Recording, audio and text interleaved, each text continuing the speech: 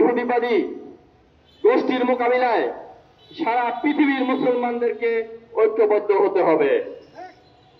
আজকে আমরা দেখেছি, আমার জন্মের পর থেকে আমি যখন আমার জ্ঞান বুঝ যখন একটু হয়েছে তখন থেকে দেখতেছি এই ফিলিস্তিনির মুসলমানদের আর্তনাদ, কিভাবে এই ইসরায়েলি ইহুদি গোষ্ঠী বারবার ফিলিস্তিনিদের উপরে তাদের আগ্রাসন চালিয়ে যাচ্ছে, আর তাদের মদত দিচ্ছে বিশ্বের সর্বপরাশক্তি আমেরিকা।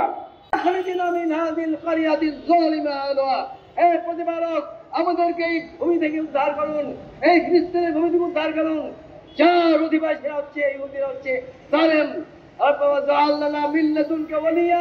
আমাদের জন্য তোমার পক্ষ থেকে বন্ধু প্রেরণ করুন, ও যে আল্লাহ মিল্লাদুনকা নাসীরা, তোমার পক্ষ থেকে আমাদের জন্য সাহায্যকারী প্রেরণ করুন। আজ আমাদেরকে ইহুদিদের পণ্য, ইহুদিদের বন্ধু, ভারতের পণ্য, ইহুদিদের দালাল কাদেরকে পণ্য অবশ্যই বর্জন করতে হবে। আমাদেরকে পেপসি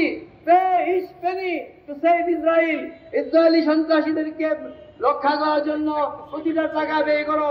এই পেপসি শব্দের অর্থ এই কোকা-কোলা, পেপসি সহ সকল এবং লেসলি জাতীয় কফি, লেসলি কফি সহ সকল ইহুদি পণ্য এবং ইহুদিদের দূষর ভারতীয় পণ্য, ইহুদিদের অত্যন্ত ঘনিষ্ঠ দালাল কাদিনের পণ্য বর্জন করার মাধ্যমে আমরা সংগ্রাম চালু করতে হবে।